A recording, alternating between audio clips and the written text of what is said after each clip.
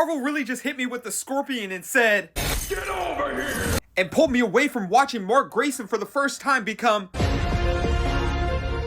because all the new news and updates we are getting about Doomsday, Spider-Man Brand New Day, Beyond the Spider-Verse has me geeked. Not to mention we are in the month that Daredevil Born Again Season 2 comes out. So here's just a quick little recap of what's got me excited, so you know the deal. My brain's running, you're just along for the ride, so lock in. Let's get the big one out of the way. Sadie Sink is reportedly set to play Jean Grey in the MCU, making her debut in Spider-Man Brand New Day. This does come from a reliable in-source where she basically just said she is Jean Grey, so I can't really argue with that. I wasn't too much of a fan at this at first, but the more and more I think about this, I'm really liking Sadie Sink as Jean Grey in the MCU. Especially if they're thinking about aging down the X-Men so they have more longevity in the MCU. And if that's the case, Marvel, I'm throwing it out there. Let me come play Bishop, please. More proof to back it up that she is playing Jean Grey are more details about her character, including the fact that she does know Spider-Man's secret identity, which kind of aligns with the fact that she's a telepath, so of course she would know. The Department of Damage Control is going to be hunting her down, just like how they were hunting Simon down, following in suit with the fact that they are hunting mutants, which gears us up for the X-Men in the MCU perfectly, and she does share a lot of screen time with Spider-Man, which is going to be perfect. I'm also really just excited to see the chemistry and relationship that Sadie and Tom have on the screen together, especially in the roles of Jean Grey and Spider-Man. You can do so much with those characters. We also got our first synopsis of Brand New Day where it reveals that it has been 4 years since the events of No Way Home. And it says, Peter Parker is no more, but Spider-Man is on the top of his game. Which sounds like absolute peak cinema to me. Because in those 4 years since the world has forgotten who Peter Parker is, he is solely being Spider-Man at this point, that he is going to forget parts of what make him Peter. Because he's been using that mask to mask his depression for the last 4 years after everything he's gone through. Then throughout the movie, we're going to have Punisher and Hulk acting like mirrors in front of Peter, showing him what it is like to lose yourself to that darker half. And it's going to be fucking beautiful cinema. Also, Peter is reportedly getting a new blonde neighbor in this movie. And all I got to say is, give me the cat and the spider. Introduce Black Cat in this movie, please. And get out of here with that Sydney Sweeney shit. Give me Dove Cameron as the Black Cat. That would just be, oh, shoot. Look at it. It's perfect. And Marvel, here's the thing. If y'all don't release the trailer this month, I'm gonna start smashing shit.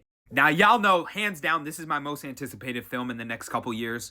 Which we finally found out why it has been delayed so many multiple times, where Christopher Miller said this about the movie, where at one point the movie was 1, but there was too much there, so we separated it into 2. But once you looked at that second half of the movie, you're like, well, that's just not a story arc that has a beginning, middle, of end.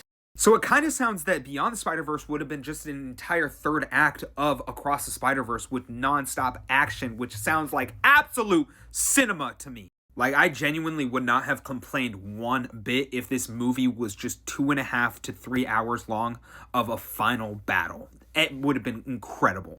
But I'm really excited the direction that they're going with this third movie, especially if we actually get to dive deeper into the relationship between Miles and his parents, which I love what Phil Lord had to say here. We came up with this really wonderful notion of which, when your family is broken apart by your calling, your talents, how do you put them back together? How do you have it all? Like, that just sounds absolutely beautiful to me, and I'm so excited to see what they do with that. On to some absolutely insane news. Like, I seriously cannot believe this shit. Dune 3 is going to take up the IMAX window over Avengers Doomsday. Are you fucking kidding me? No disrespect to Mr. Chalamet and this absolutely stacked cast, but like, really? Like, it really just does not connect with me that Dune is going to beat out Avengers Doomsday at the IMAX. Because this movie right here is the culmination of 2 decades worth of film and movies to this point right here. And we only started the Dune franchise a couple years ago. Like, maybe it's just me, but the fact that Dune beat out Doomsday for this IMAX window is just absolutely bonkers. And I'm sorry, guys, we are finally in the month of Daredevil Born Again Season 2, so I gotta let it out. Ah! And I am so excited to see what goes on in this season, especially the fact we're bringing Jessica Jones back. And I bet you we are going to see another defender by the end of this first season. Like, come on, this man is just going to be aura farming all season, finally showing off those double Ds on the chest. So proud. I love it.